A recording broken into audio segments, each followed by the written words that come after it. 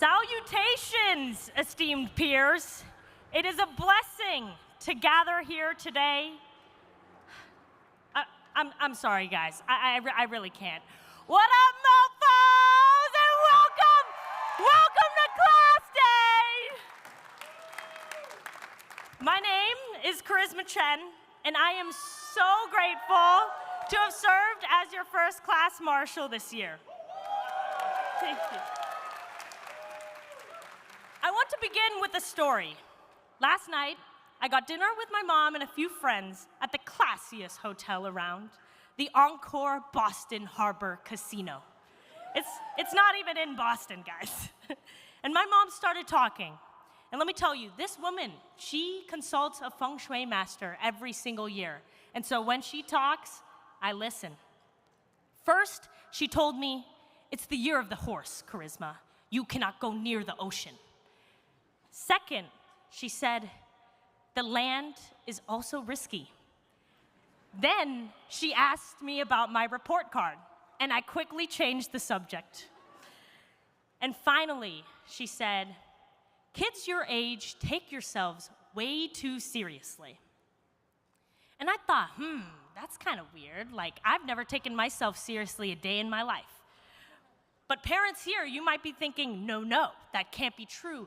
This young lady must be so impressive standing here at this podium. Maybe she's an astrophysicist. Or maybe she's done something even more groundbreaking. She's a consultant for McKinsey.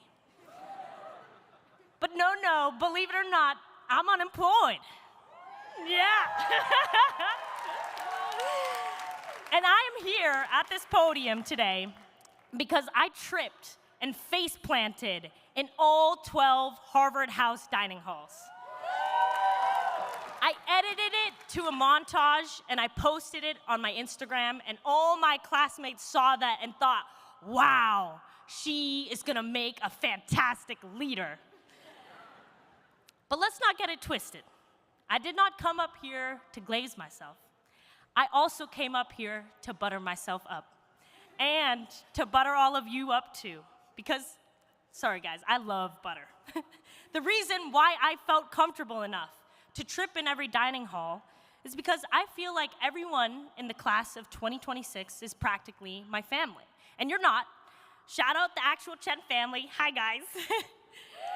But in all seriousness, on campus, I feel like I can truly be myself.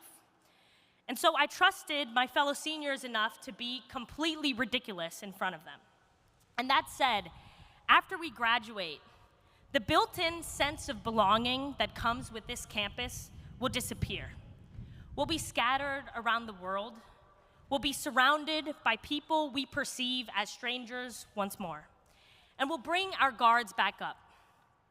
Disclaimer, this does not apply to the half of you moving to New York, in which case I will see you at the Harvard Club.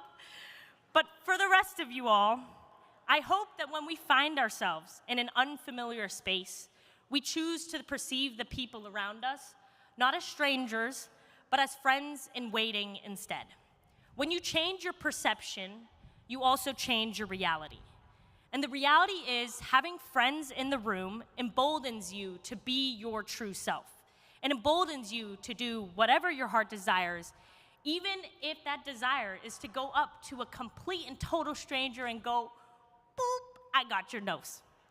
And so, as much as I hate to admit it, my mom is totally right. We shouldn't take ourselves too seriously. At first, I wrote a super profound speech, but then I realized ain't nobody want to hear all that. And so, the good thing is, deadlines at Harvard are just suggestions. This speech was due 2 weeks ago, but I rewrote it all last night in a fit of passion. That was me being authentically me. Class committee here. Round of applause for class committee, you all. Did you have a fun senior year? We organized a black tie event shortly ago, but I pulled up in a tan suit. That was just me being Obama. Have you ever seen Obama and me in the same room together? I did not think so. So in closing, I want to leave all y'all tryhards, myself included, with this message. We all have to fight the instinct to take ourselves too seriously as we enter this next chapter of our lives. A little silliness goes a very long way. A little silliness is ultimately what is going to open up many doors for many of us. And so this one is for you, Dean Deming. Oh, there he is, Dean Deming. I'm not afraid of failure, but I am terrified of a B+. And I just got my first one this semester because of grade deflation. So, boop, I would love to discuss my most recent transcript over coffee sometime. And finally, Ronnie Chang, welcome, welcome. We are so honored to have you. Yeah. This one is for you. Boop. Hashtag, I'm open to work. My name is Charisma Chen. It's the very same on my LinkedIn. And everybody here, I will see you all at the 5-year reunion. Congratulations, class of 2026. We did it, Joe! Thank you. Yay. Now, I'd love to introduce our first speaker, David Deming, who is the Danoff Dean of Harvard College. Everybody, let's please give him a very warm round of applause.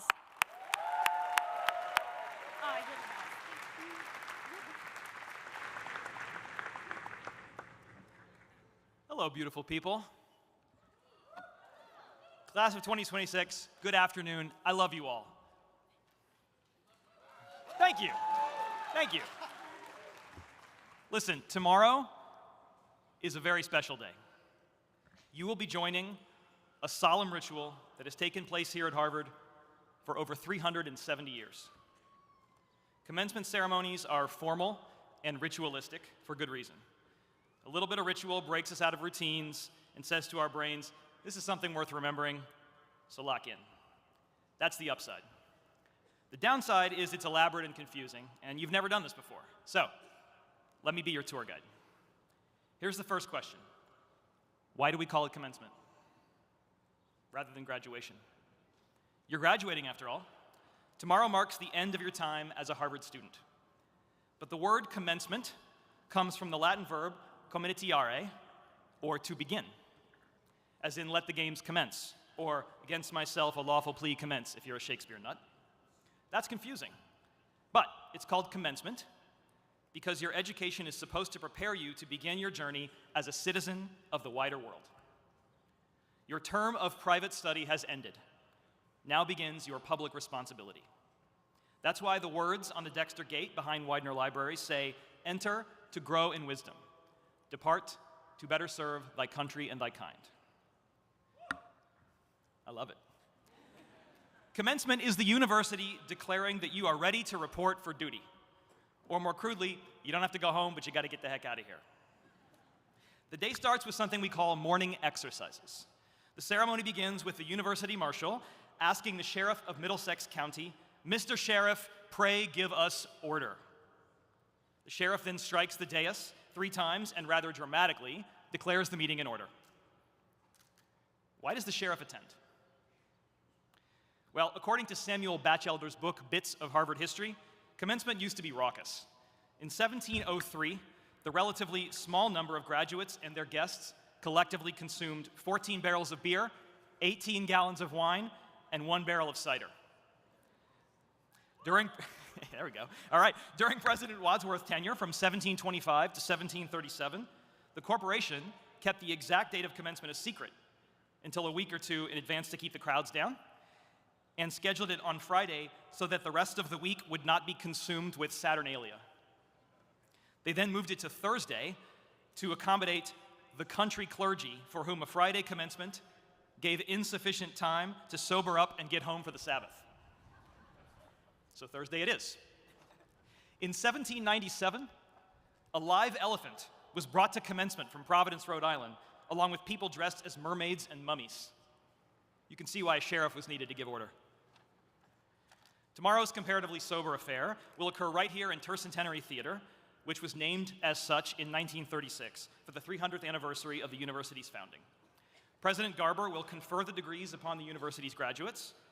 First, the PhDs and master's degrees will be called. Then the professional schools will be acknowledged in the reverse order of their founding dates. Each school will offer their own cheers and be waving their symbols in the air. Then, finally, the most important moment of the entire ceremony will occur. The college, as the oldest and original part of this university, which is chartered the president and fellows of Harvard College, will be called forth. Then, we will get a chance to top them all. And of course, you'll sit solemnly, taking in the occasion. You won't cheer at all, right? Right? Right?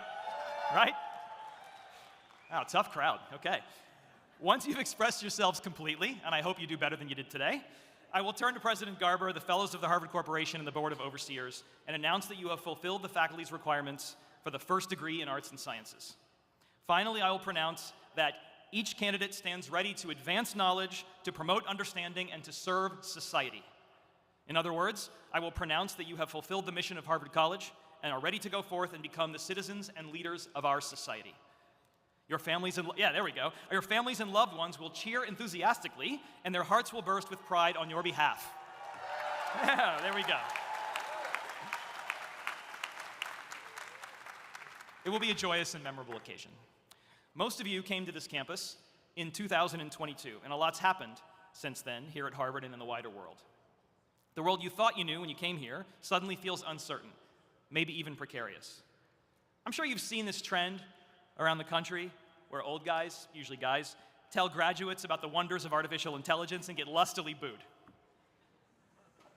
I hope you don't boo me today, but if you do, I could kind of understand why. Commencement speeches usually take the form of successful established person imparts wisdom to college grads to make them feel hopeful for the future. This kind of breezy advice can ring hollow when the world feels so uncertain, especially for young people who are just getting started. It must be kind of annoying to hear a self-assured boomer tell you how you should adapt to a changing world. Sidebar, I'm 47. Please don't call me a boomer. My parents are boomers. So, I'm not going to give you any advice today. I'm just going to tell you a story. And I hope that story makes you think, or at least entertains you a little. I was a real pain in the neck when I was in high school. I refused to listen to what my parents said about anything. I know it's hard to believe, but I was not the genteel statesman you see before you today. So when I turned 18, my senior year, my dad said, "Okay, you're an adult, no more curfew, no more telling you what to do, but also no more money." To be fair to my parents, they didn't have a ton of disposable income. I had a younger brother, and I'd gotten a full scholarship to attend The Ohio State University. Go Bucks. There we go. So they figured, he's good. So I hustled for money. I painted windows. I washed cars. I sat middle seat in a pickup truck, mowing lawns and weeding East Cleveland homes in the sweltering heat. I worked briefly as a singing waiter at the Macaroni Grill. True story. I spent a summer installing air conditioning louvers on a Holiday Inn in Fort Wayne, Indiana. These were not great jobs. Sure, I learned the value of hard work, but that lesson wore out pretty quickly. I learned how to drive a cherry picker, which was fun, but I can't say it was useful in my later life as dean, unless anyone needs me to retrieve a Frisbee from the ceiling on Memorial Church. Remember, this was before cell phones, so I spent a lot of time at work lost in thought. Just wait until I get my college degree, I thought to myself. Then I'll make some real money. Wrong. I'm a child of the 90s. We wore Nirvana t-shirts unironically. This was the period after the Cold War, when the US was a peaceful and economically dominant superpower, fearlessly leading a globalized world into the 21st century. The vibes were what Francis Fukuyama called the end of history, when liberal democratic values seemed to triumph over political, ideological, and ethnic conflict. To illustrate, in case you don't believe me, the 2000 presidential debates featured a long discussion about bipartisan fixes to Social Security. It's true. The candidates were arguing over how to spend a federal budget surplus, which seems hard to believe in hindsight. Then the 2000 election happened. Bush v. Gore tore the country apart, and I learned more than I ever wanted to know about hanging chads. Look it up. Then 9/11 happened. We went to war in Iraq, and the end of history turned into a period of profound political instability. In the middle, we experienced a massive run-up of tech stocks from 1995 to 2000, followed by a huge crash over the next 2 years, which only in hindsight was called the dot-com bubble. By the time I graduated from college in 2002, the world felt turned upside down. The unemployment rate for new college grads had doubled over the span of a year. The news was full of articles about empty career fairs and panicked college graduates unable to find work. Hiring projections for consulting firms were down 90%, and I was unemployed, like charisma. But not for long. I spent the summer after graduation looking for work. I wanted to move to DC, but I had no money, again. After college, I was so hard up for cash that I worked as a telemarketer, hawking magazine subscriptions over the phone to make rent money. I'm glad to hear you've had such a great experience with Good Housekeeping, but you really ought to try the Ladies' Home Journal. You love Car and Driver, but have you considered Popular Mechanics to get the kids interested in autos too? After a few months of that, mercifully, I landed a job at a temp agency in DC, which placed me in a paralegal position at a big law firm on a 3-month contract. With good job performance, I converted that to a full-time position. Okay, this is the part of the story where I tell you about how all these strange jobs and setbacks helped me learn important skills like resourcefulness, resilience, and hustle, that actually, they were blessings in disguise. Wrong. Again. It was super stressful. I felt like a failure. The most valuable thing I learned that year was that I didn't want to be a lawyer, which is a shame because people are always saying that Harvard needs more lawyers. I had taken the LSAT my senior year of college, intending to apply straight to law school because I couldn't get a job. Law school apps skyrocketed that year, so lots of other people had the same idea. But something made me pause, and when the paralegal job materialized, I thought, maybe if I take this, I'll get some insight into the legal profession. That turned out to be my first lucky break, because I discovered I didn't enjoy law and I wasn't particularly good at it. Thinking I might instead want to work in the public sector, I enrolled in a graduate program in public policy at UC Berkeley, mostly because I'd always wanted to live in California. Yeah, there we go. There I met a fiercely intelligent, principled, and beautiful young woman sitting somewhere in the audience named Janine, who I later suckered into marrying me. There we go.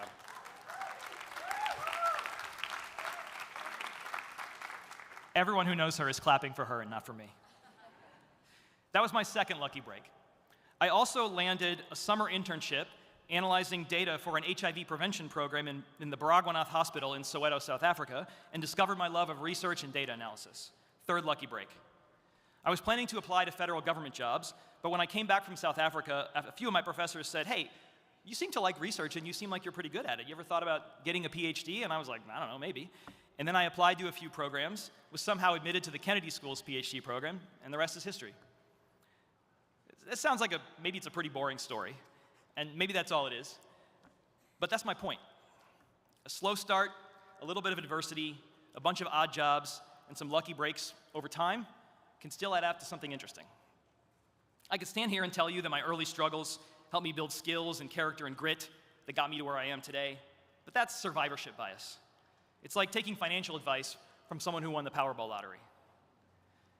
The truth is that many people in my shoes wouldn't have been so lucky. So I'm not going to wish adversity on any of you. I hope that every day in your life is as sunny and beautiful and full of possibility as this one. But if you do get off to a slow start or encounter some dark clouds, I want you to know that there is a silver lining. I think my early experiences made me a little less self-assured, a little more empathetic to people who weren't fortunate enough to catch so many lucky breaks. I think it made me more aware of how much luck is required to achieve success, not just in my life, but in all of our lives. Adversity doesn't help you economically, but it can build moral character, and the world needs moral character now, more than ever. You don't want to be the kind of person who thinks they deserve everything good that happened to them, who mistakes a tailwind for talent, the kind of person who's standing on third base and thought they hit a triple. Having experienced the feeling that, hey, maybe it's not going to work out, maybe there isn't a happy ending, makes you feel even more grateful when it does, and less sure of the inevitability of your own success. But I do wish you success. I just don't care how much money you make. Although if you do make money, I hope you'll consider donating to the Housing Day Challenge next year. Unless you're Adams, in which case maybe sit this one out. Or don't. I want you to flourish, senior class. That means financial success and happiness, of course, but also to have purpose, to have integrity, and to cultivate deep and loving relationships. These are moral virtues that are more easily developed through hardship. The easier time you have climbing the career ladder, the more difficult moral flourishing becomes, because tailwinds and lucky breaks can trick you into thinking you earned every good thing that happened to you. Tomorrow, you will graduate from Harvard College.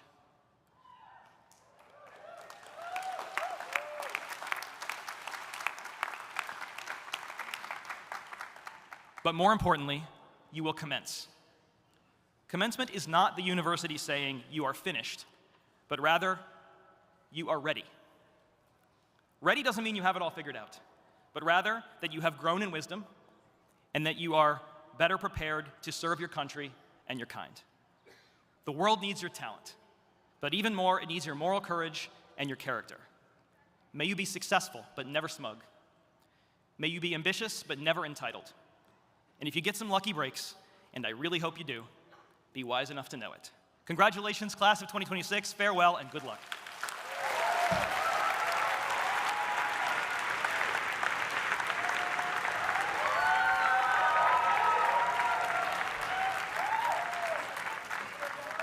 Thank you again, Dean Deming. Hi, everyone. My name is Jackie Schlesinger, and I have the honor to be the secretary for the class of 2026.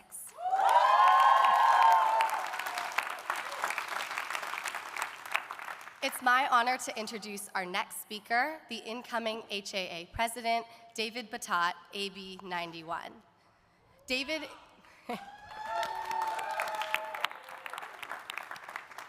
is the incoming president of the Harvard Alumni Association, or the HAA, which connects Harvard's global alumni network both with the university and to one another through educational programs, volunteer opportunities, and social events. In addition to the HAA, David co-chairs Harvard's largest alumni interviewing group, serves on the board of his local Harvard Club, and is a member of the Weatherhead Center for International Affairs Advisory Board. He's also a September 11th World Trade Center first responder and co-founded the Harvard Alumni Disaster Preparedness and Response Group. Professionally, David is a healthcare CEO focused on the cardiovascular and oncology sectors. Please join me in welcoming David Batat.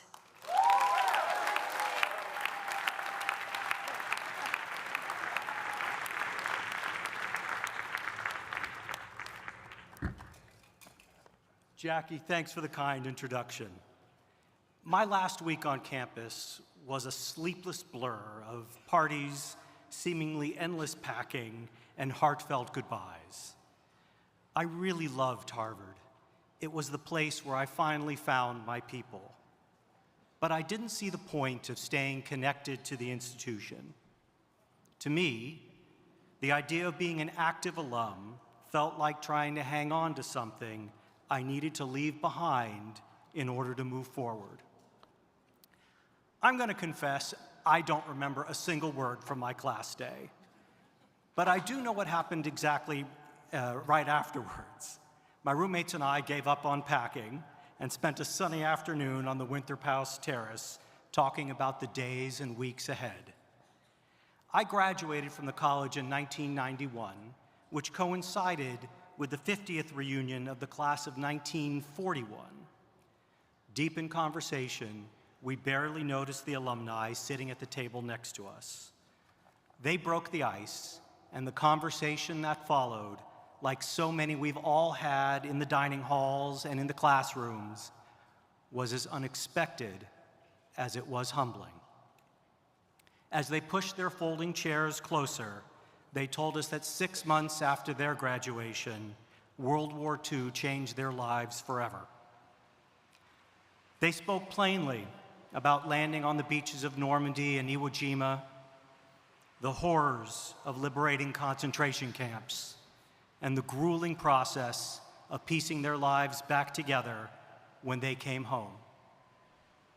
Because so many of their classmates were still overseas during their 5th reunion, it wasn't until their 10th that they finally learned which of their classmates would never return at all.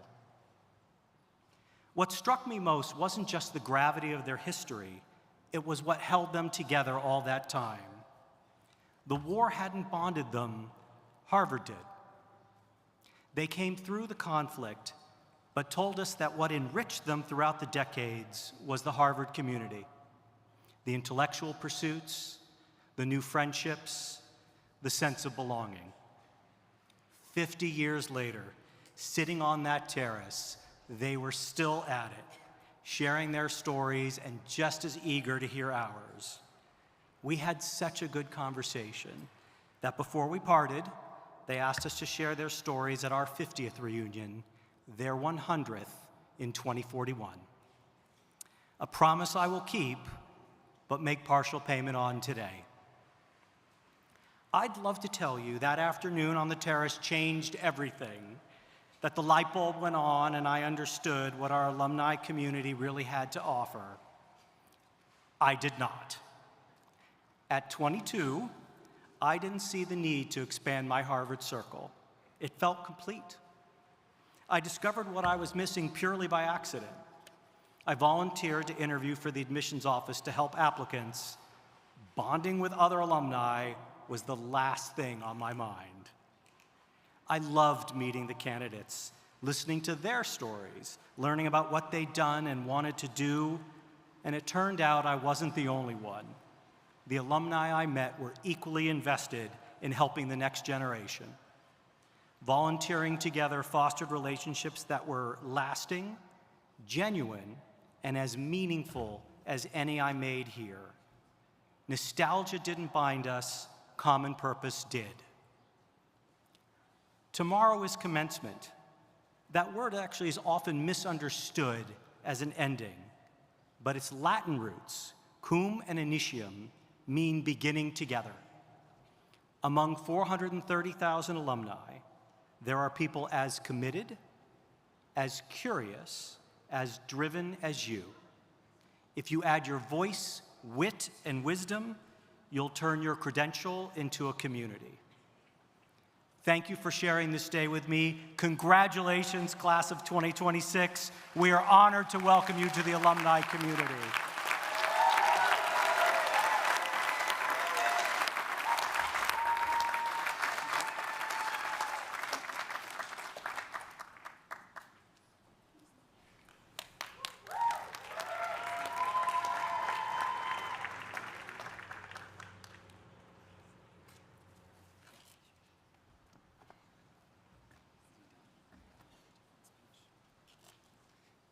Good afternoon, class of 2026.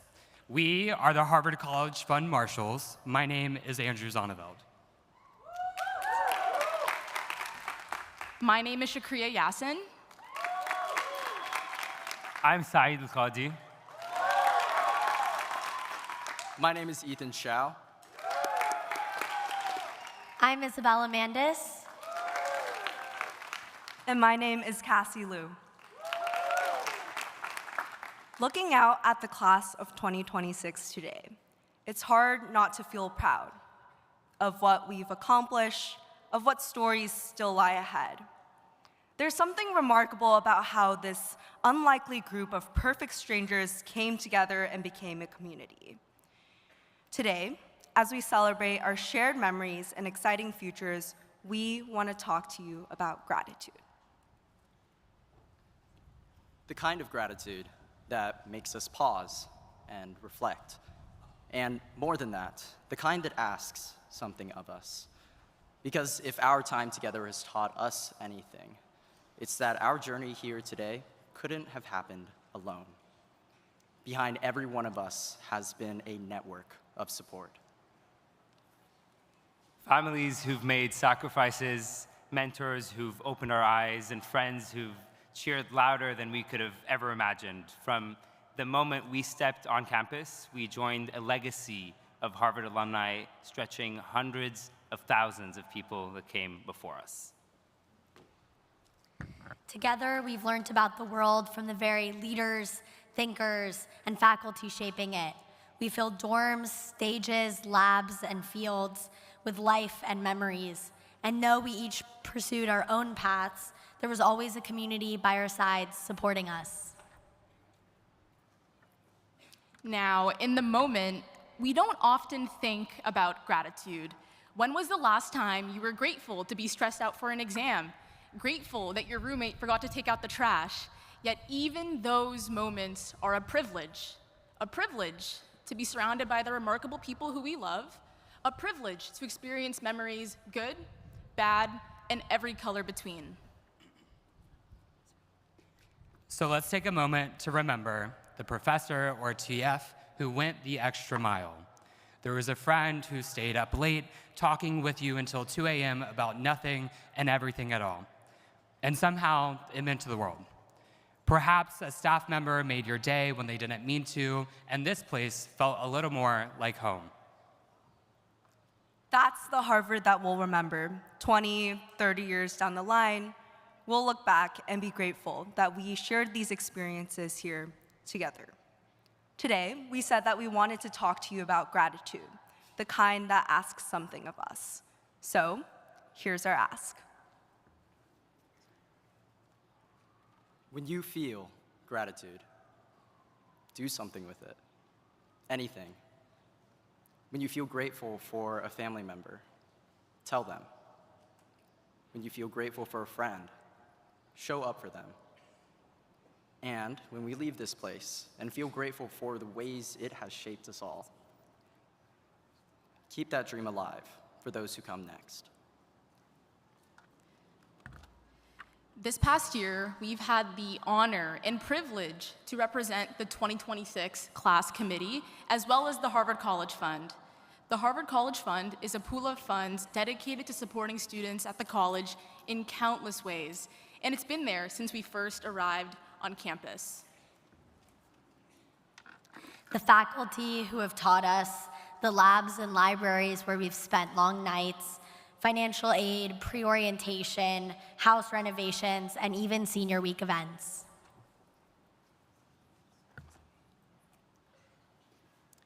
So here's to gratitude for the things we notice, the things that quietly pushed us to learn, explore, and build this community together. So as we prepare to begin alumni life, we hope you'll continue to remember the people who were there along the way and who were there to support us, our families, our mentors, and our friends. Wherever life takes you, remember that none of us arrived here alone. Our journeys were shaped by the love and kindness of so many people around us, many of whom are sitting next to us right now. Cherish that when you can and while you can. No one knows what we'll do next or where we'll go. But at least for today, our journeys have brought us here to graduation. And that is something to be grateful for. Congratulations. Congratulations! Congratulations, class of 2026!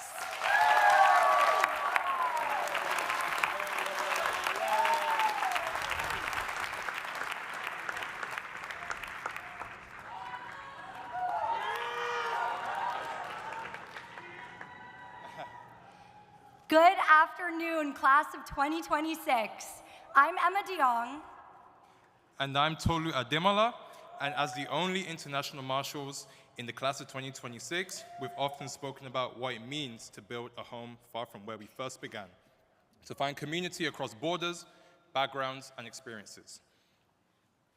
And that's part of why it feels especially meaningful to introduce today's Harvard orator, someone whose work has always revolved around connection between art and identity, ambition and vulnerability, dreaming and becoming.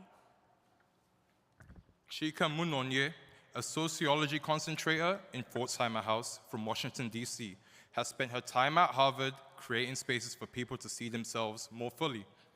Through the Harvard-Radcliffe Dramatic Club, Chika wrote, directed, and produced her own original play, The Firm, while also helping shape Harvard's Black theater community through Blackcast, the Black Playwright Festival, and productions across campus, including Jesus Christ Superstar and the annual Arts First Festival.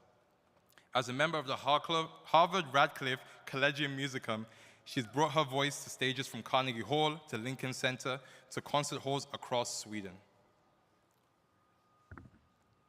But beyond the accomplishments themselves, what stands out about Chika is the way she moves through the world.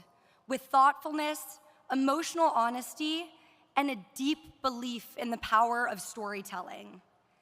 In many ways, her story reflects something true about our class, that behind every achievement is sacrifice, behind every title is uncertainty, and behind every future is the courage to imagine one for yourself. Today, Chika invites us to remember the parts of ourselves we may have set aside in the pursuit of success, and to dream boldly enough to reclaim them. So please, join us in welcoming our classmate, artist, storyteller, and Harvard orator, Chika Munonye.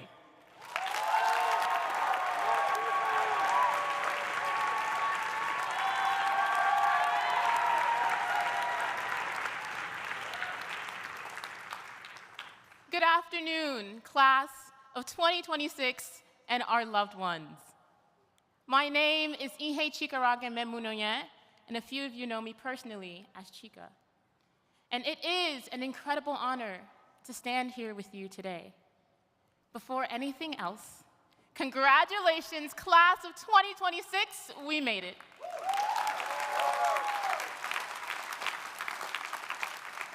And when I say we made it, I do not just mean surviving late nights in Lamont, exams, problem sets, or the occasional existential crisis about concentrations and careers.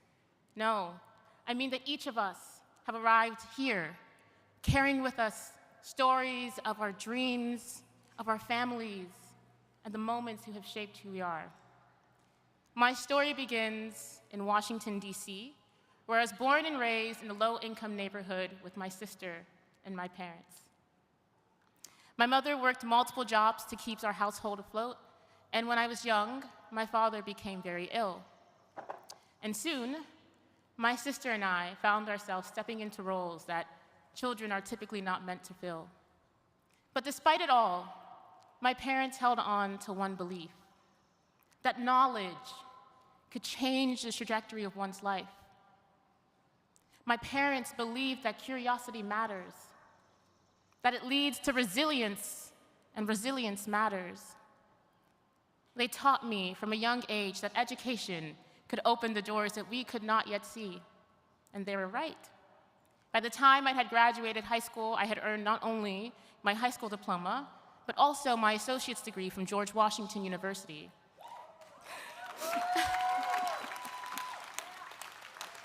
It felt like the beginning of everything.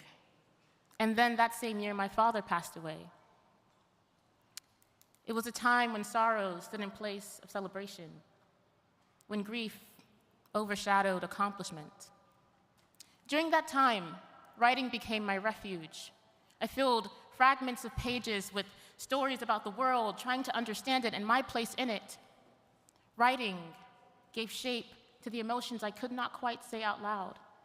And so, from the moment I received my Harvard acceptance letter, I knew that writing was something I wanted to explore.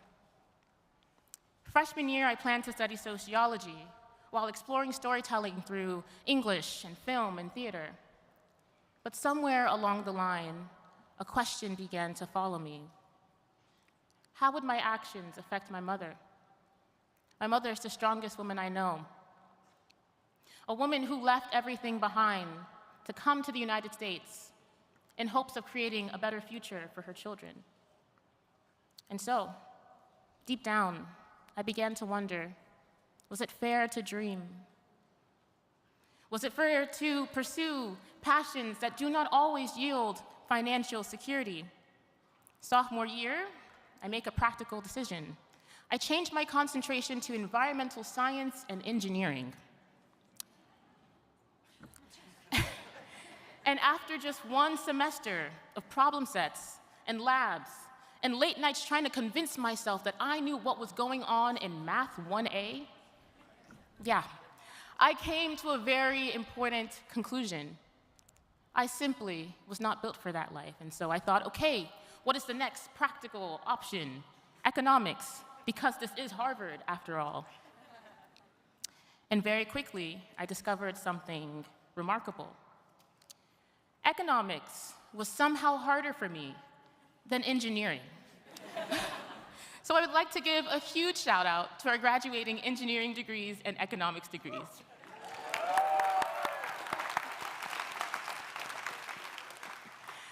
By the end of my sophomore year, I feel disoriented.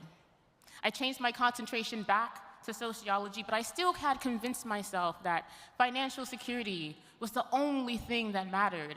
And so, naturally, that following summer, I did 2 consulting internships simultaneously. And no, I do not ever recommend doing that. But that summer taught me something important. It taught me that sometimes when we spend all of our energies chasing after the things we think we should be doing, we sometimes lose sight of what it is we are meant to do. Junior fall comes around, and I have a loaded course schedule with 4 sociology classes, and then after some thought, I take an English course. It had taken me nearly 2 years to take my first English course here at Harvard. And slowly, I began writing again. At the end of my junior fall semester, I finally tell my mother everything: the pressure, the anxiety, the feeling that every single decision I made had to justify the sacrifices she had made for me. And I remember she looked at me in only a way a mother could, both proud and a little heartbroken too. And she told me something that I will never forget. She told me to go back and read the essay that I wrote that got me into Harvard, and so I did. And there, on those pages, was a younger version of myself writing about storytelling and creativity and all the art forms I wanted to explore but never had the resources to.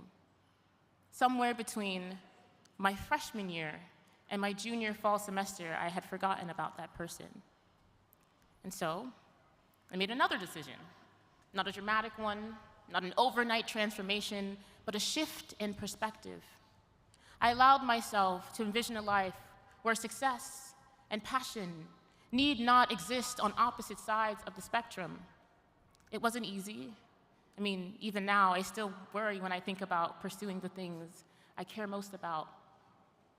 But if Harvard has taught me anything, it is this: that the most meaningful experiences are not the ones that are built on certainty, but the ones that are built on courage.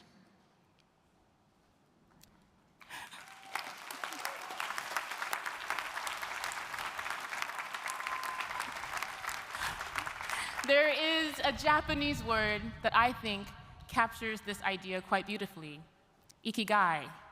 It describes the intersection of 4 things: what you love, what you're good at, what the world needs, and what can pay you. And for a very long time, I thought I had to choose just one of those 4 things. But the real challenge in this life, and what I would argue to be the real joy in this life, is finding where those 4 things intersect. Class of 2026, we are incredibly fortunate to be here today, not just because we've worked hard, and though certainly we have, but because so many people have helped us along the way. And a Harvard degree is powerful, not simply because of the name printed on the diploma, but because of what it allows us to do for others. We all have the responsibility to make meaning out of our Harvard degrees. Each of us will go off and leave this campus. However, wherever we go, I hope we remember 2 things. Do not abandon the passions that made you who you are today. The curiosity, the creativity, the sense of wonder that brought you all here in the first place. That is something to never, ever outgrow. It is something to hold on to and protect. And second, Please remember that the opportunities that we have been given come with responsibilities. There are countless of people in the world with dreams and talents equal to that of our own who have not been given the same resources that we have been given. Not because they lack ability, and most certainly not because they lack ambition, but because circumstances have placed barriers in their paths. So, class of 2026, dream big for yourself. And as you dream for yourself, try to dream for others as well. Use your knowledge, use your creativity, use your influence, use your Harvard brains, as my mom likes to say, to make the world more compassionate and a little more hopeful too. The greatest luck in this life is being born. But one of the greatest tragedies is never being able to live out the dreams you carry deep inside of you. And so, as we all graduate from the Harvard University,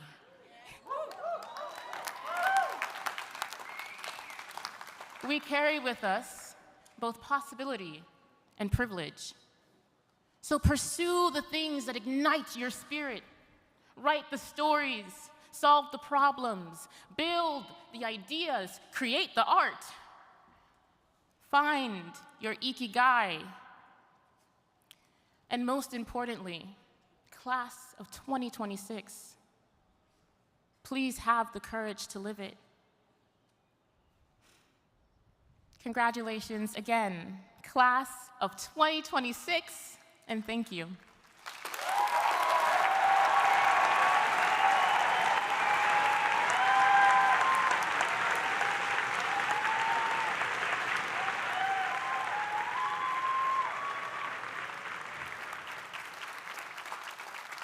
Thank you, Chika, for those wonderful remarks.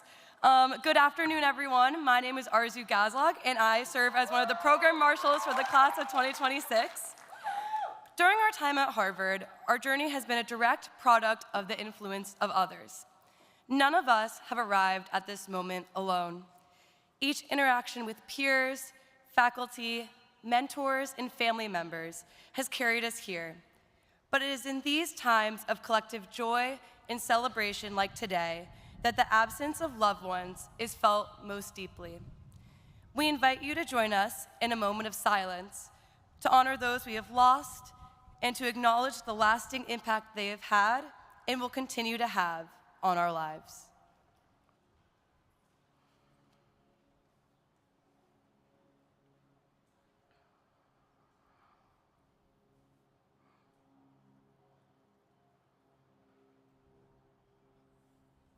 Thank you. We specifically want to take a moment today to celebrate the life and legacy of one of our beloved classmates, Lakota Tolak. Even though he is not physically present with us today, his impact continues to resonate in our lives. And we know that as we celebrate our class, we celebrate with Lakota too. We would like to invite two important members of his life, a friend and his first-year proctor, to the stage to share in remembrance of him. Please join me in welcoming Hannah Niederreiter and Amanda Luminski to speak in remembrance of Lakota Tolak.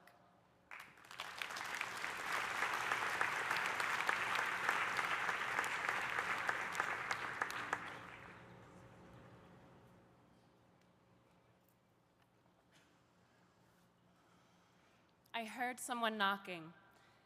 I walked across my fifth-floor room in Matthews Hall to open the door, which read Proctor's Suite on the outside. There, I was met with Lakota Tall Oak. No keys, no phone, and no shoes. Amanda, I may have locked myself out of my dorm room again. Can I borrow your phone to call Securitas?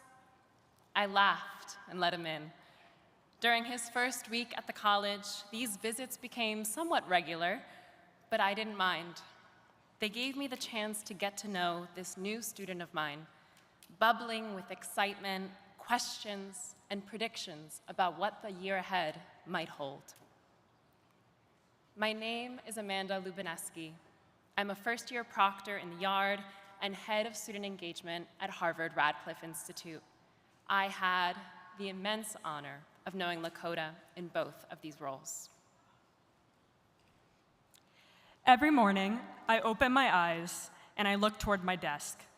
There, at the top left corner of my shelf, is my 11-inch replica of the winged victory of Samothrace. While I once admired this statue only for its beauty, over time, and largely thanks to Lakota, it has acquired new meaning. My name is Hannah Niederreiter. I am a senior at the college, and I was fortunate enough to call Lakota a dear friend.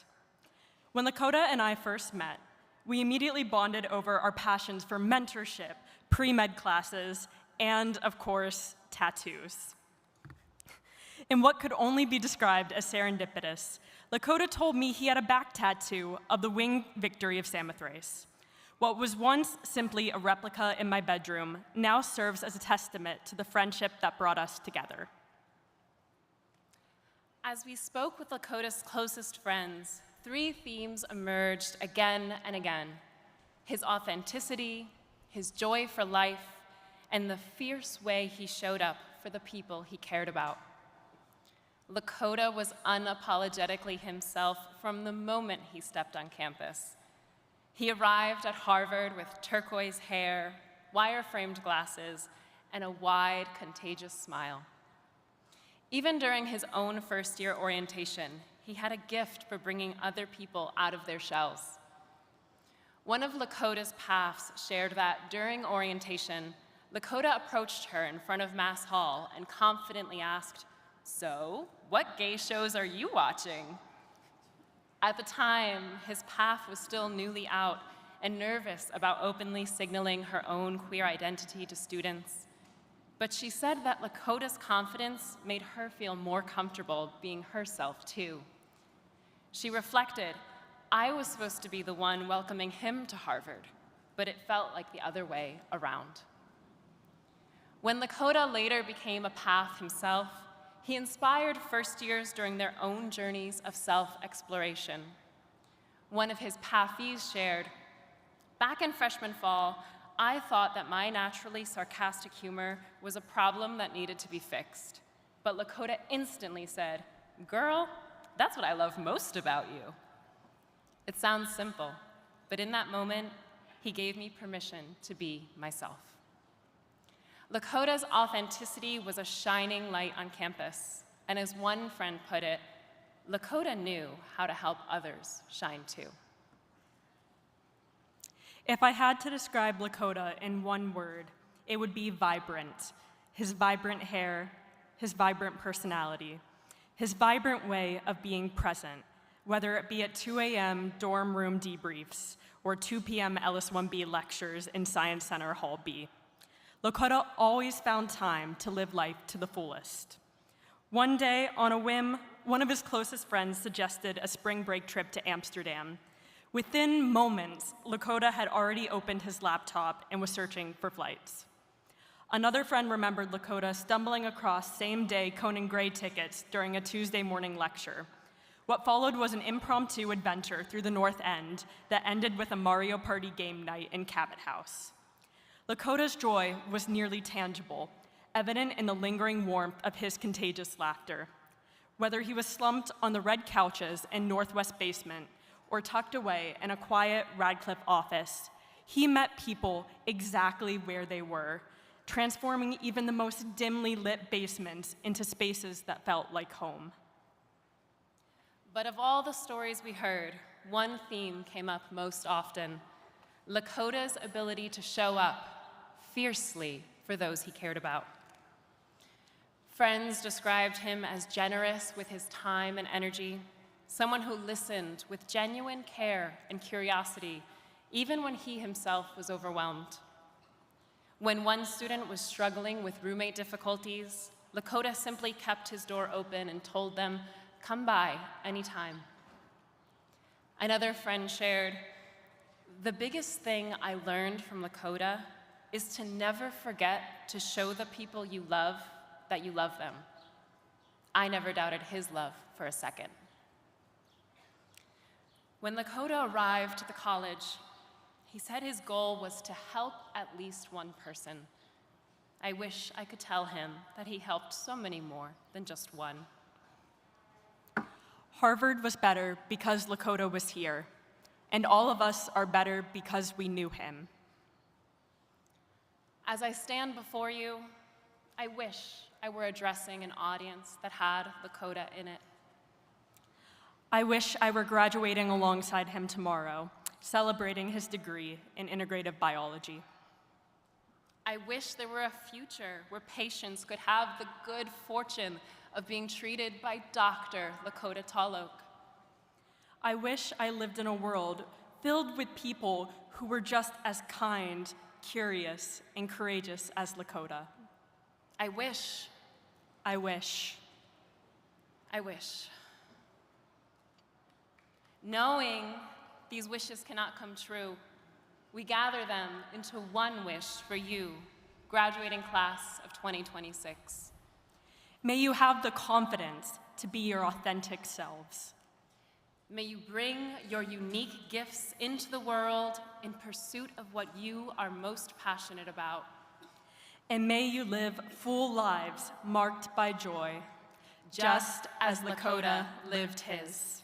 Thank you.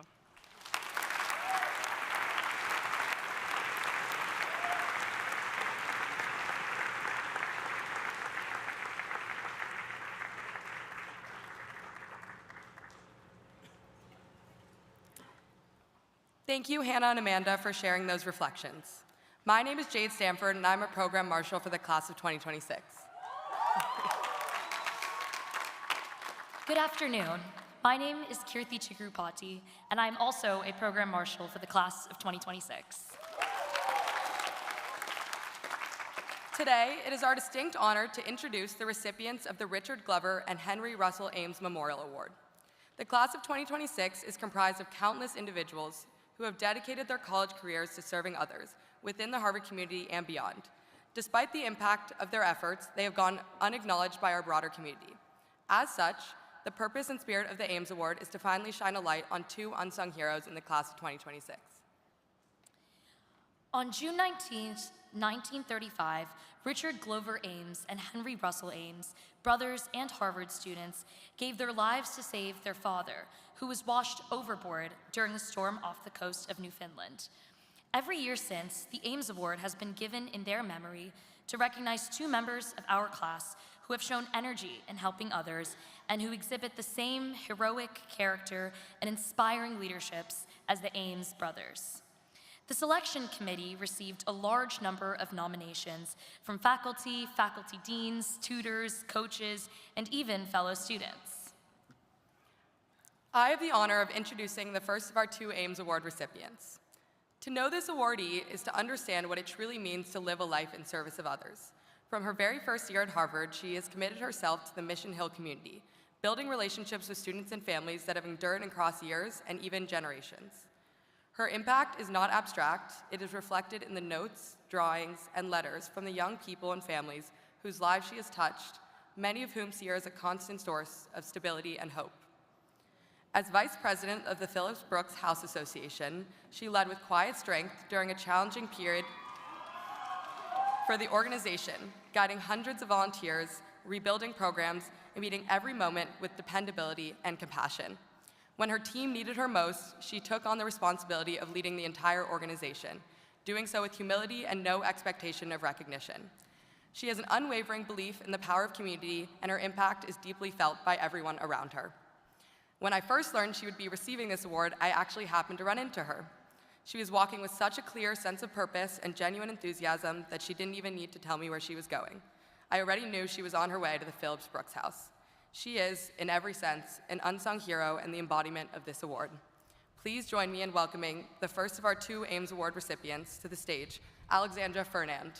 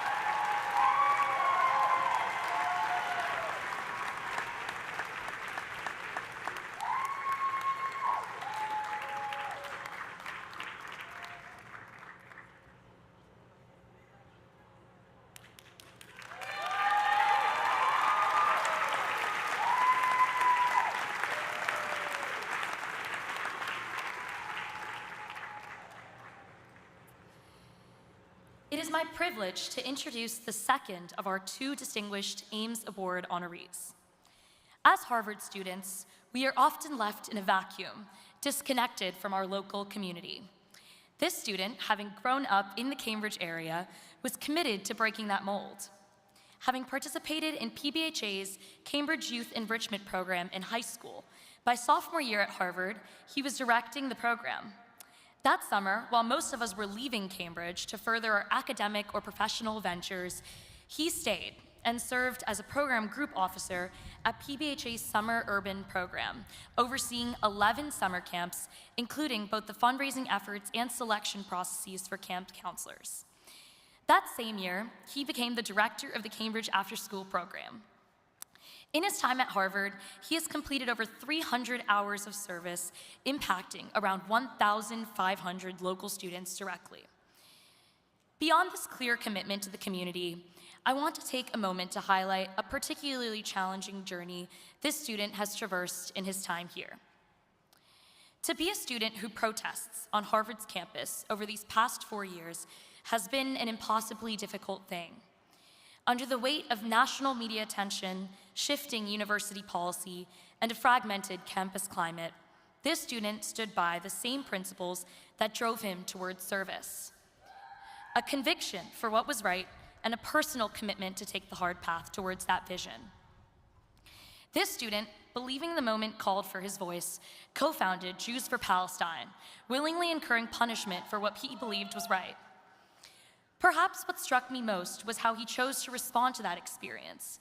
Having witnessed firsthand the punitive nature of the ad board, he became a restorative justice fellow, advocating for meaningful accountability and repair.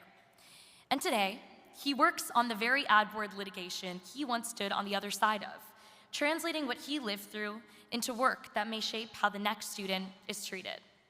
His displayed integrity, responsibility, and humility is not only impressive, it is heroic. And today, I am proud to present the Ames Award to my dear friend, Jamie Durant.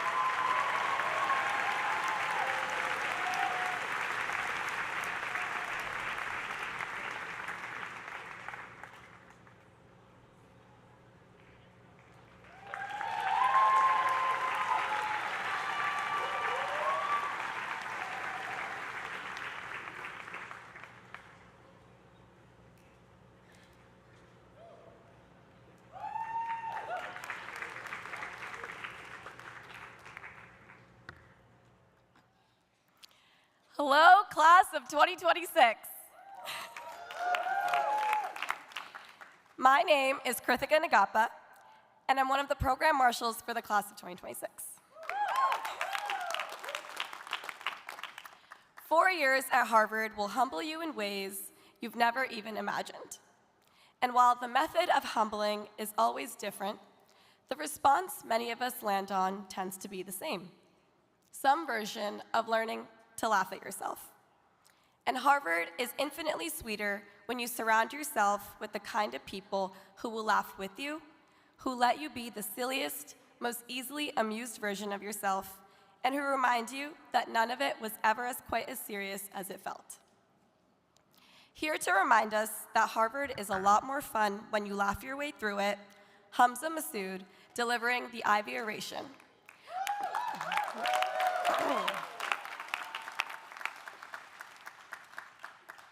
A playful and comedic take on our last 4 years together.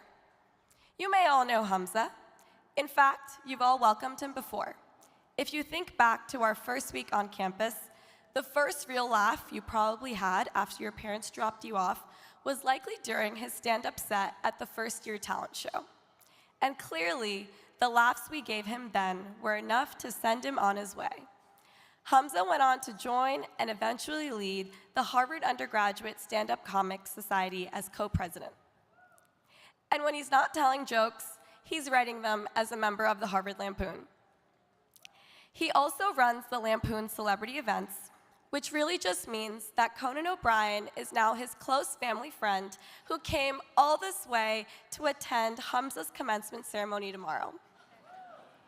Thank you for coming, Conan. And if you've somehow avoided the entire comedy scene at Harvard, you may still know Hamza from his extremely serious run for HUA co-president last year. On a platform of no homework, bigger food, and more weekends. I still can't believe he lost. Here with the concession speech he never got to give, titled The 2026 Ivy Oration, featuring Raven Lenae, my good friend and our Ivy orator, Hamza Masood.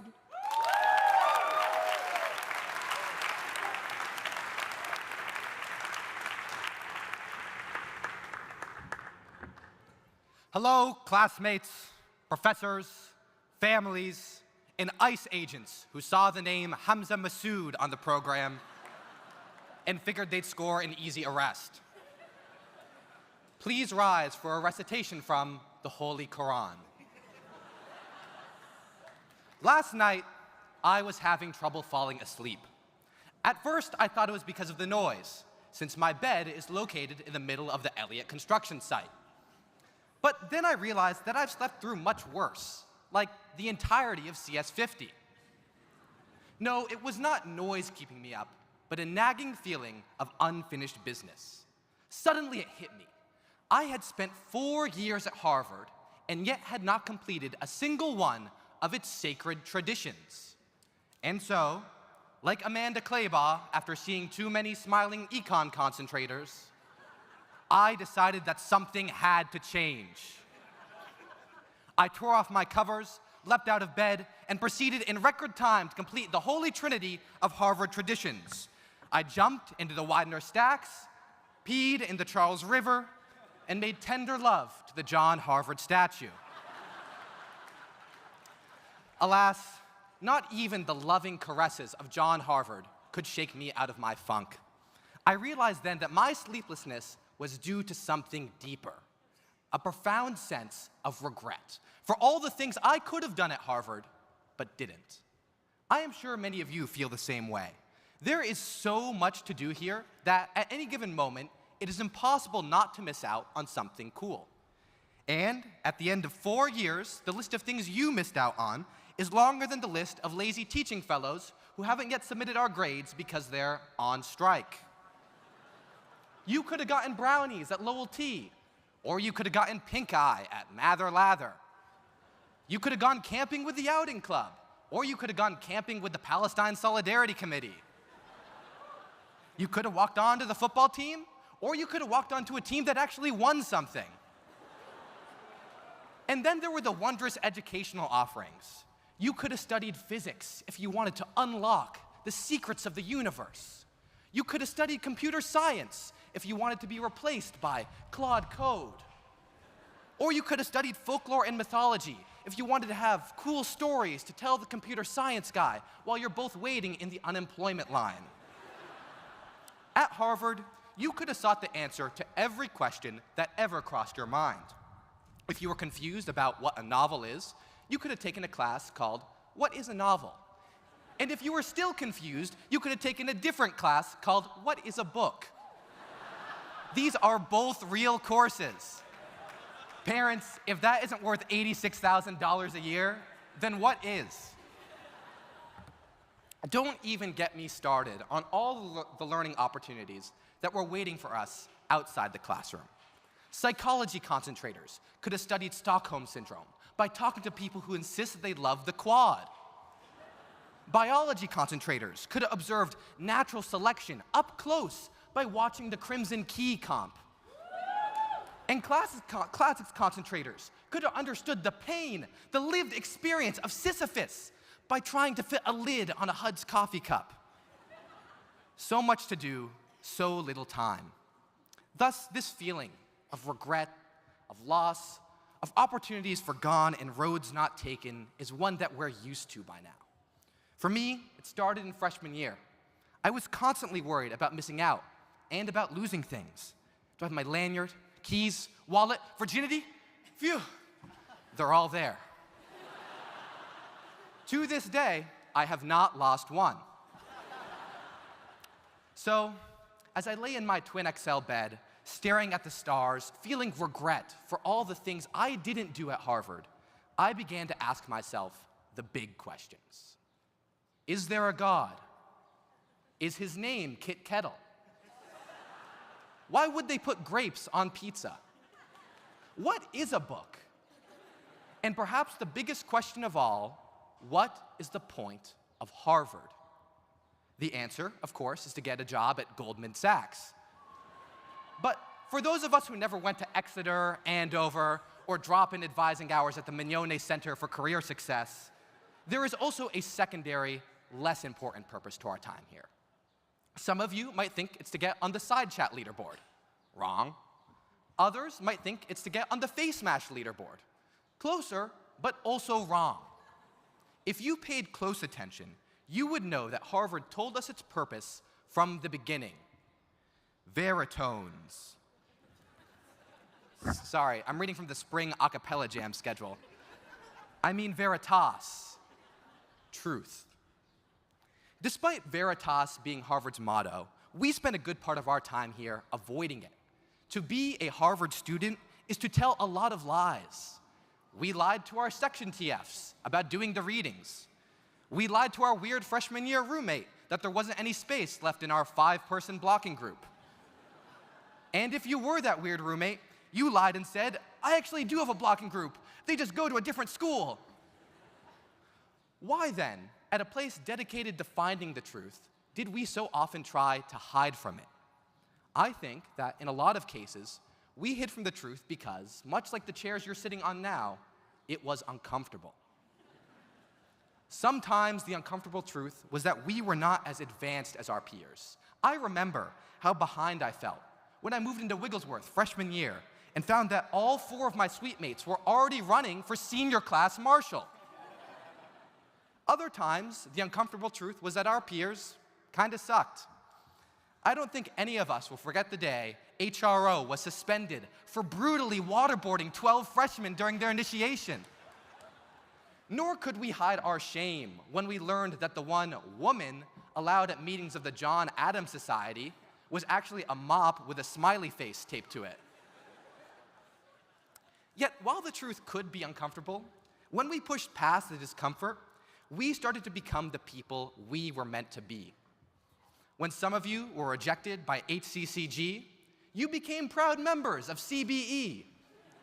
When others of you got frame-mogged by the John Harvard statue, you started going to the MAC. And when I realized I was too dumb to study pure math, I became the first person in history to triple concentrate in history and literature, history and science, and history and history. I invite you all to read my honors thesis on the surprising interconnections between Jane Austen, special relativity, and the Battle of the Bulge. My point is that Harvard taught us to treat the truth like the opposite of the faux-ho flasher. We must embrace it.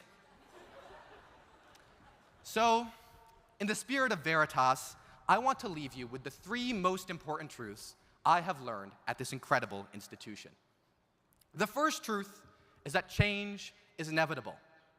While we were here, we saw falls turn into winters, winters turn into springs, springs turn into summers, and summers turn into a former university professor.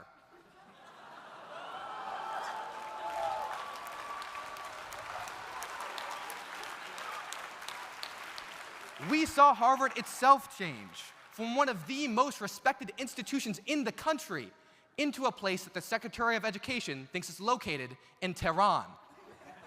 In response to MAGA's relentless attacks, our very own Dean Khurana changed. The man underwent such a transformative experience that he turned into a white guy. Our president, Claudine Gay, also turned into a white guy. Yes, that's right. Presidents Gay and Garber are the same person. Why do you think they're the exact same height? Why do you think you've never seen them in the same room? But we also changed. When I entered Harvard, I believed that grade inflation was a myth. 4 years later, I have a GPA of 3.968, and I'm graduating at the bottom of my class.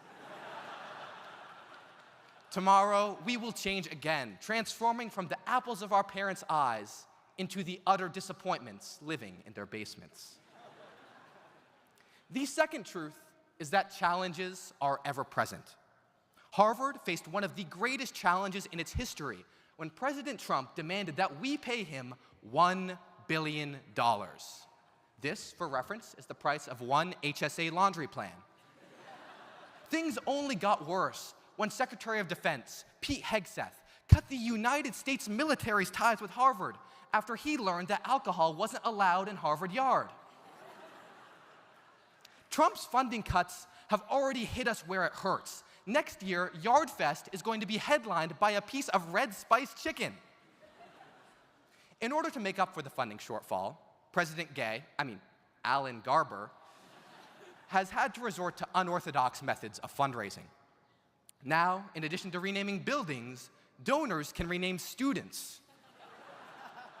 After several generous donations, my blockmate Eric is now known as the T.H. Chan Eric. My friend Ishan is now the Sackler family Ishan. And my unfortunate classmate Kenneth has become the Kenneth C. Griffin Kenneth. This reminder of our university's financial troubles brings me to a third truth, that despite our differences, there is a great deal that unites us. The head of the Harvard Democrats and the head of the Harvard Republican Club may have different political views, but as aspiring politicians, they both made cringeworthy posts on @Harv2026. Some of us prefer Hefes and others like Felipe's, but none of us can remember who Larry Bacow is. Those of us in HVAC will go on to work as investment bankers, and those of us in Thud will go on to work as subway bucket drummers. Yet at the end of the day, we will all be in New York City. My friends, the road after Harvard will not be easy. But I am confident that if we remember these three truths, that change is constant, that challenges are unavoidable, and that there is more that unites us than divides us, then we will be well on our way to achieving these spectacular successes that will one day earn us our immortal place in some future version of the Epstein Files. But seriously, I want to close by congratulating all of you. My classmates for making it through 4 years, your parents for being done with tuition payments, and everyone in the audience for making it through this speech. As I look out over this beautiful crowd, I see a lot of familiar faces. I see people I haven't spoken to since freshman year.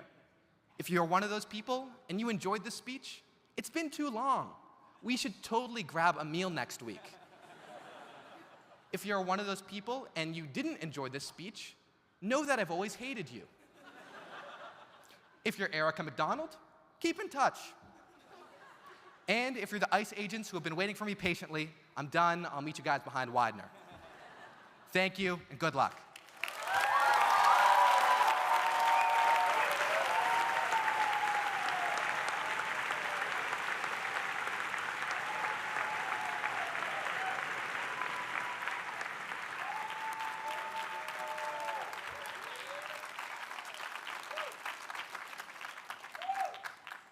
Good afternoon. I'm Nick Kalkanis, and I'm the treasurer of the class of 2026. I had a few jokes prepared for this today, but when I saw who they announced to be our guest speaker, I decided it would be better if I just did not try. It is my honor to introduce to you all Ronny Chieng.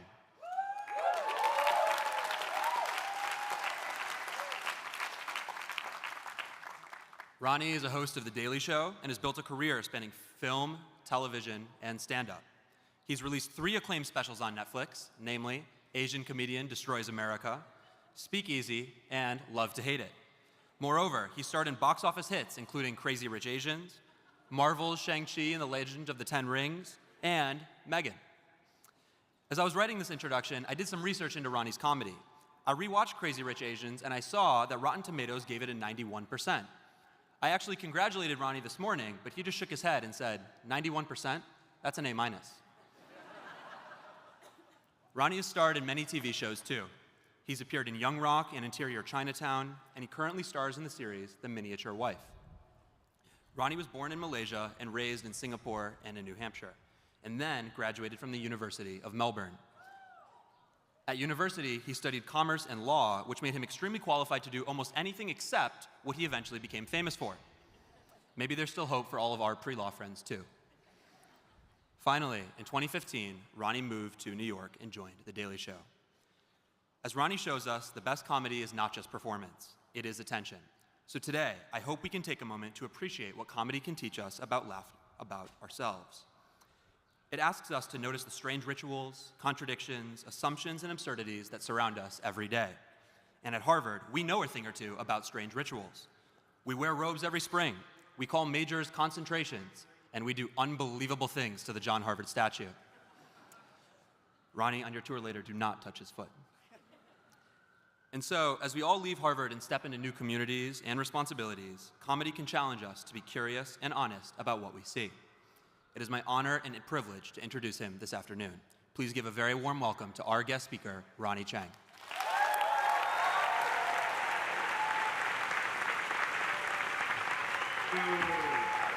Thank you. Keep it going for yourselves, everybody. I think we all deserve a round of applause for not looking at our phones for like 2 hours now. What an achievement. It's a beautiful day out. Come on. It's you guys. Yay, we did it.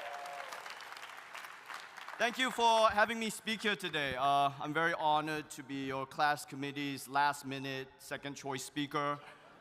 I don't know who canceled. I've been trying to find out all week. But I guess I'm on the short list of people who's within Amtrak distance and not in the Epstein files. I understand it was down to me and Baby Yoda. And I think that guy's doing press right now, so you're stuck with me. Someone who couldn't get into this college, much less graduate from it. And by the way, on that topic, before we go any further, do I get a degree for this shit or what? Because I was Googling it and people were getting degrees and I don't know, is that just like a commencement speech thing? Is this like different to that? This is class day. I guess this is like the Gobi tent to the Coachella main stage. All right. Degrees of our headliners, right, Dean? All right. My mom actually came from Singapore just to watch this because she thinks I'm graduating from Harvard. So she's right in the front row. So I don't know, can someone on stage just hand me a piece of paper or something? A scroll, Dean, yeah, thank you. Fucking, thank you. I don't know, maybe someone here can give me the art history degree. Trust me, you're not gonna need it. Seriously, I had Netflix specials, I had movie premieres, I host a daily show. My mom didn't come for any of that. I tell her I'm at Harvard and she gets on the first flight over. In fact, my sister also came, and she only came because I told her Conan O'Brien was giving the commencement speech. That's the power of this institution that you guys are graduating from. It'll make Asians do anything. Up to and including voting against affirmative action. So congratulations to all of you. Again. Yeah. Congratulations on being the last generation of Harvard grads with straight A's. You're telling me for the last 200 years or whatever the fuck, everyone at Harvard was a bunch of dumbasses with inflated grades and nobody noticed. I don't know what's dumber, that all your grades have been inflated or that the professors here just voted to stop inflating your grades. Do you know how stupid that is? You do realize the more A's you hand out, the better everyone looks. I can't believe I have to explain this to you guys. Didn't you guys go to Harvard?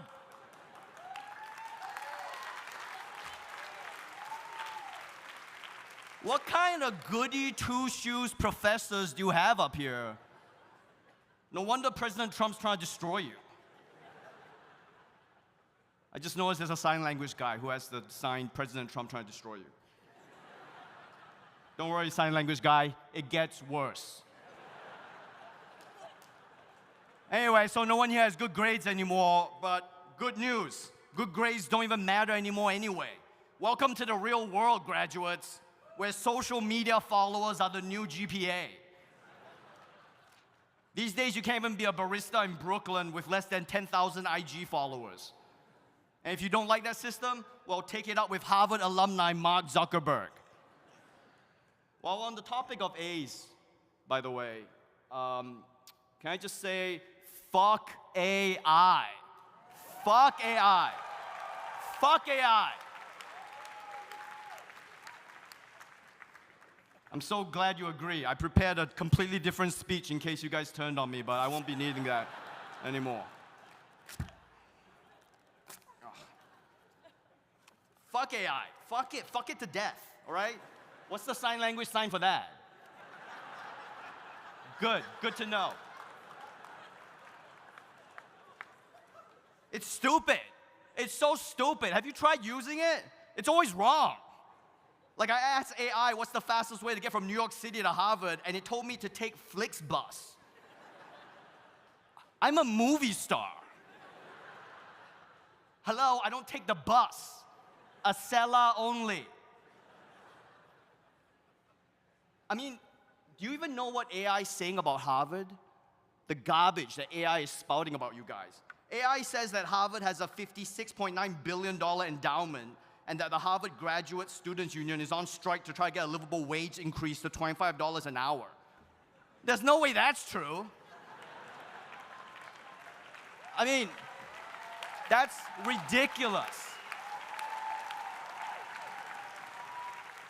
How bad are these AI hallucinations getting? Look, a lot of other respected graduation speakers in colleges around America are talking about you guys needing to master AI for the future, okay? I'm here to tell you the mission of your generation is to destroy AI. Kill it. To accomplish this, you'll have to capture and reprogram an AI to be on the side of humanity, then commandeer its own time-traveling technology, send it back to the past to defeat the current AI before it gains sentience. This isn't just graduation day, this is Terminator 2 Judgment Day.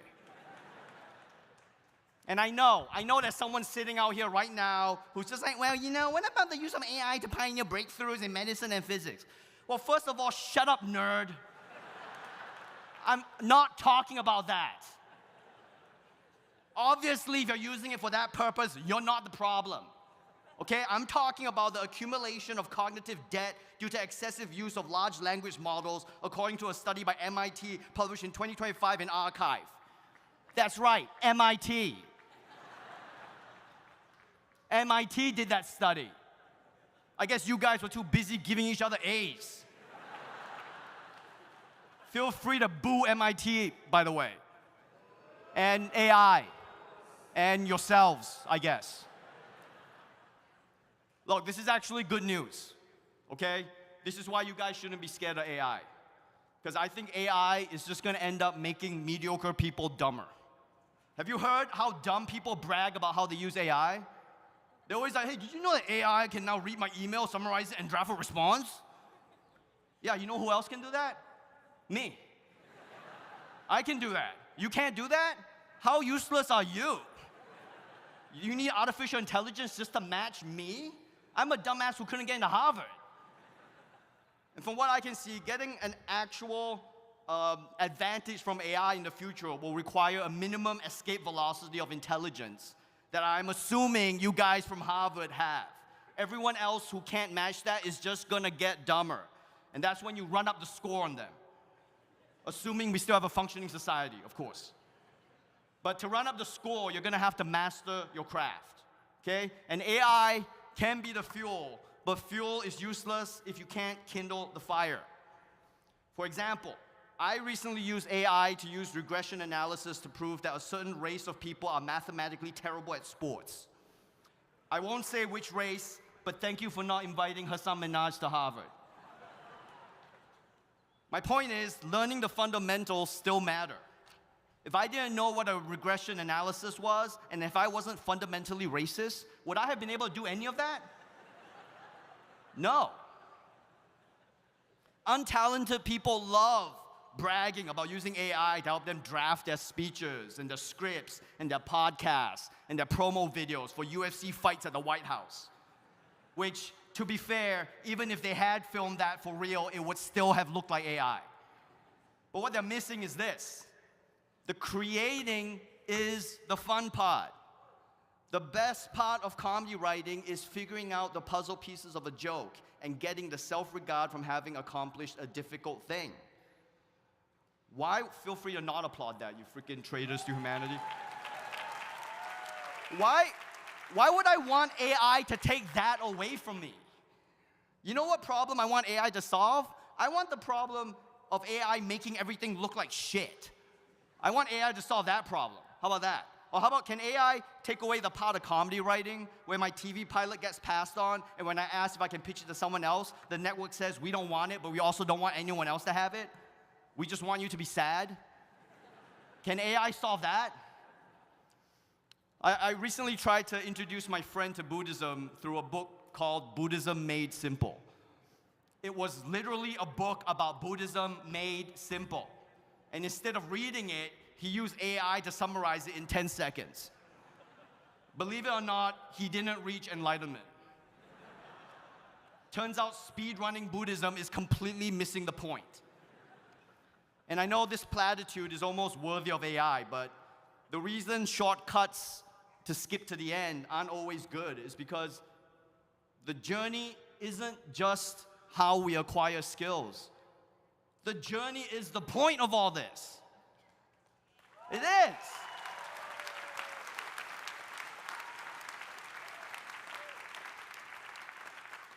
It turns out maybe the real Harvard was the friends we made along the way. Look, I know this won't apply to everyone's industry, okay? But I'm just saying, whatever your chosen profession is, please don't let AI rob you of the fun part of it. I think your generation's upcoming battle won't be humans against AI. That's at least 2 months away. It's gonna be people with substance versus people with shallow knowledge.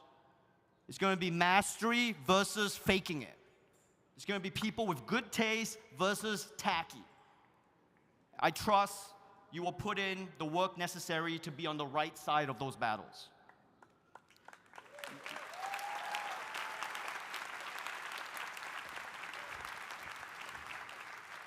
And anytime you want to hand that degree over, Dean, that'd be really nice. Now, you might be worried about the job market you're entering, but don't worry. There are jobs now that exist that we couldn't have imagined when I graduated, and it's going to be the same for you. For example, when I graduated 17 years ago, I didn't know posting photos of my feet could be a full-time job. In another 17 years, it might be the only job. So let me try to speak your language here, okay? Because I know you guys low-key see me as some cooked unk now. But good, I am an unk. I am an unk. Listen to the unk. Here's the unk fire advice portion of this speech. Make sure your offline world is better than your online one.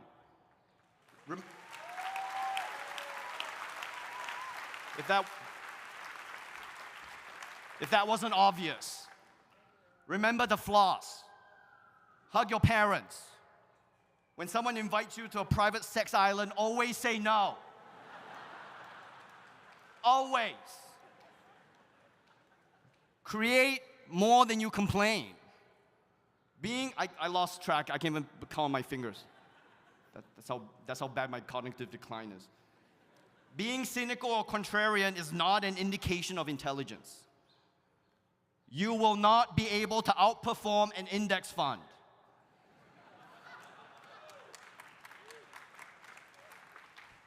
Make your mistakes. I want you guys to look to your left and look to your right now. Remember these faces. Some of you will be evil. Some of you will be evil people who just want a ton of money. I just turned 40. Let me tell you, money isn't everything. It's only good for buying comfort, necessities, peace of mind, and self-worth. But guess what? Making money is easy in America. It's easy. You can tell dick jokes on TV. You can run a crypto scam. You can storm the Capitol and get a payout from the government. In fact, I'll prove it to you. Watch this. Which camera is it? This camera? All right. Hey, this speech at Harvard is brought to you by Panda Express. Panda Express, have you eaten yet? You see that? I just paid for my kids' Harvard tuition. I'm just kidding. I hope they can go to Yale.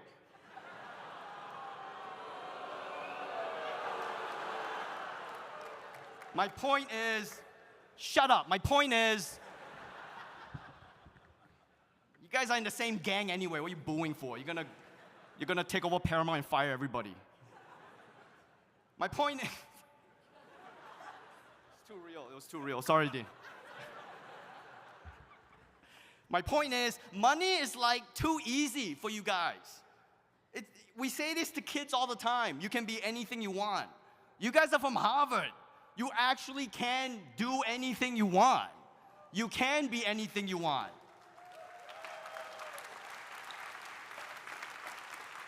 Yeah, you're not like these other dumb kids we keep bullshitting to. So I'm asking you guys, don't just chase the money. You're better than that. Tackle the world's problems, like hunger, or access to education, or microplastics in our balls. Seriously, someone should really get on that. We're all laughing here, but we all have microplastics in our balls right now. Or how about that problem when you're trying to show your date a photo on your phone, but then a notification appears at the exact same moment, and then you accidentally click on that instead of the photo, so now she's reading a private text to your mom asking if Drake is really a pedophile? Can someone fix that? And look, if saving the world is too daunting, at least chase the thing that you can't stop talking about every day to the point where it ruins all your relationships. Follow your passions. For me, that was stand-up comedy. I love comedy so much, I gladly skip weddings, birthdays, funerals, just to do open mics. People were born, people died. I don't even know what my family is anymore. I have no friends. But what I do have is the ability to talk to myself in a room with 3 other comics waiting to get on stage.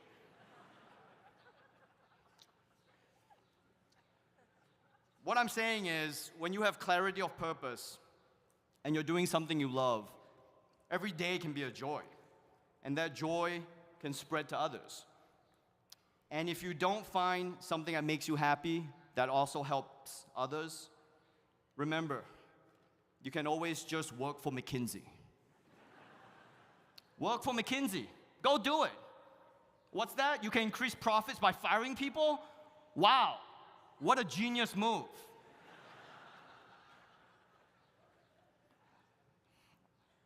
Before I go, it's okay, I wasn't gonna get into the school anyway. Before I go, I just want to do something I learned from the GOAT white guy of all time, Mr. Rogers. The greatest white guy of all time. When he was accepting an Emmy Award in 1776, this is what he did. And it's kind of echoing what everyone here has said already, so sorry if you heard it, but whatever. You asked me to do this speech in 3 days, so fuck you.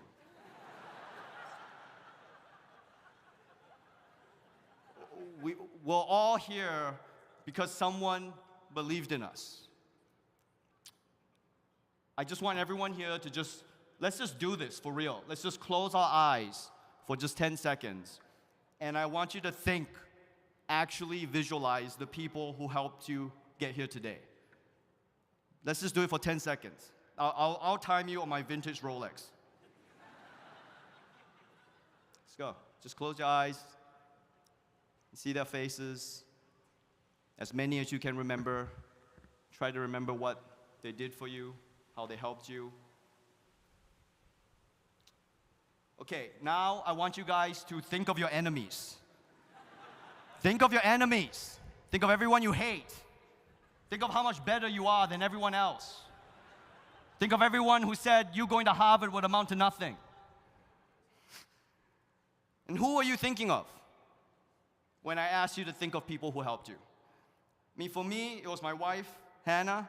It was my mom, my dad, my sister, Trevor Noah, who stuck his neck out to hire me on The Daily Show because he felt strongly that the show needed an Asian voice on it. Yes, a black man helped an Asian man get into America through affirmative action.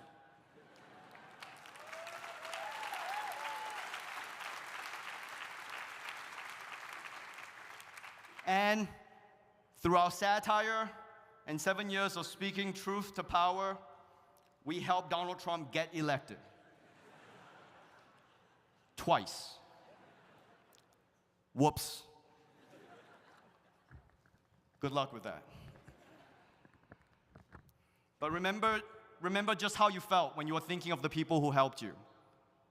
And now it's time for you to go out there and be a person who someone else thinks of fondly as having helped them. Because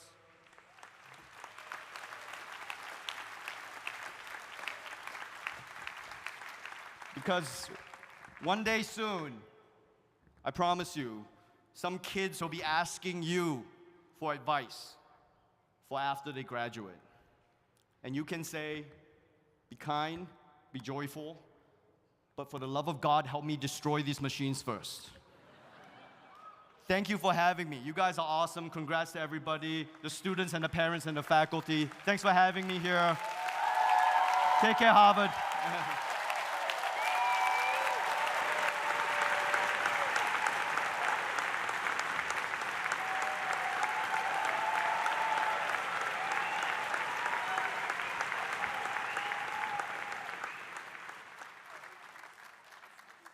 Thank you again to Ronnie Chang.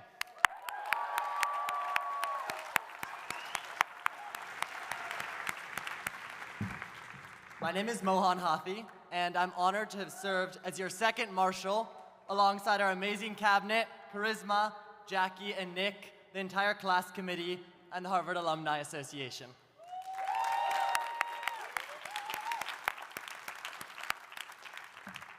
Four years ago, I showed up on campus after my week-long first-year outdoor orientation program trip. Meeting new classmates, the repetitive introduction of, "I'm Mohan from Cambridge and Kennedy A," felt shallow and boring, especially after the sincere reflections we shared in the woods. So I decided to sit down in Edinburgh and ask strangers a question from FOP. What are your 3 values? While it might have been jarring, it was enlightening to get to know my classmates, not just through where they were from or what they were studying, but through how they thought, how they engaged with their communities, and why they got to Harvard in the first place. Even though you may use different words to describe your values, the essence of what you care about is shared. So, I want to name the 3 values that I've seen in all of you, the class of 2026. First, a love of learning. You are engaged students and leaders. As we graduate, some of us will keep studying, but others will have to learn how to keep loving learning in an entirely new environment. Second, gratitude. I'm grateful for my parents, grandparents, and family for their guidance, trust, and unconditional love. For my college roommates, my friends from high school and beyond, and everyone who has been there to run, adventure, and talk late into the night. I know each of you out here has your own version of that list. Third, community. You take care of each other, you show up when it matters, and you love hanging out. It's because of the work of the entire class committee behind me that 1,400 of you packed the house at our senior week parties, that we shared cultural foods, celebrated achievements, gathered to hear our classmates perform, act, and do comedy, and reflected on our 4 years across nearly 50 events since the fall. But more than that, it's because of all of you. You made this the best job ever because you showed up. So thank you, and let's keep that energy going. I see these values in all of you, my friends, but everyone has their own personal flair. So I want to add a fourth value that I aspire to live by: joy. My name, Mohan, is a nickname for Lord Krishna, who is often described as engaging in Leela, divine play, spontaneous, joyful action done entirely for its own sake. As we graduate tomorrow and choose between many new opportunities, I hope you'll take time to think about which direction will feel most like Leela. It might not be the easiest path. Sometimes true joy comes from doing things intensely and learning something hard, but always follow the joy. So thank you, class of 2026, for providing the joy I've been following since the day I got here. I can't wait to come back together for reunions and to meet up in our own cities. And remember that every time you meet someone is an opportunity for connection. Keep sharing your values, because with all of you, these 4 years and the next lifetime will be truly divine. To conclude our program today, it's my honor to introduce our Class Day Odists, who will commemorate our 4 years here with music. The class ode was written by Alyssa Gaines, arranged by Christian Liu, and performed by Alyssa Gaines, Gabriel Brock, Tenzin Gunmoro, Gabrielle Medina, Sky Brooks, Sophia Larabor, and Christian Liu. Following their performance, the program is concluded. Thank you for joining us today. Please join me in welcoming our performers to the stage, and congratulations to the class of 2026.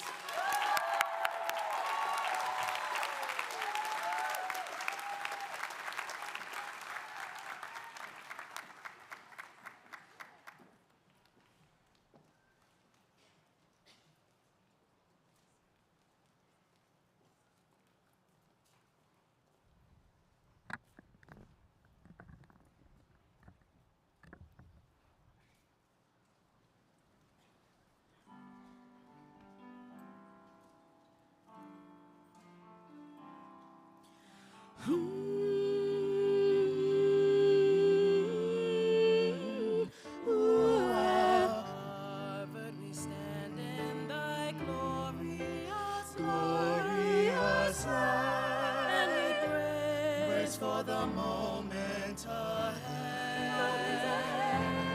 We'll not lament over the journey that's past, but we'll carry our teachings instead.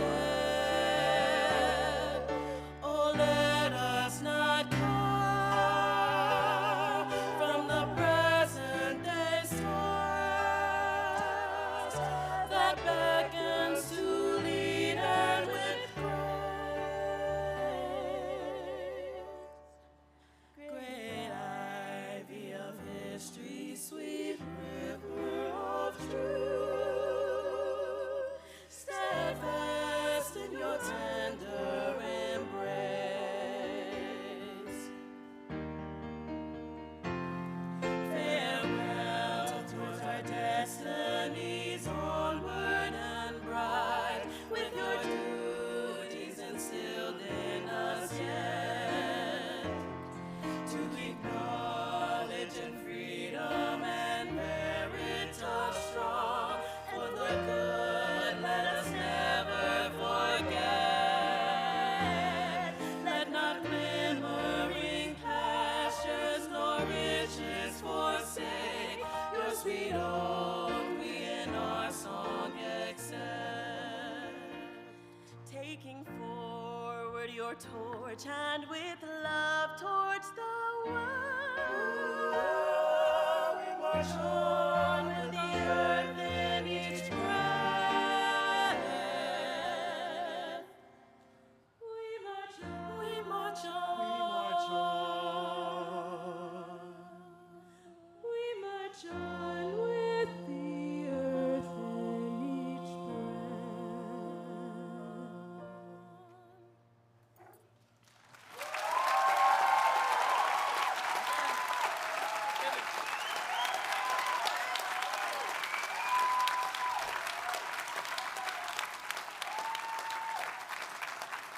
Thank you and congratulations.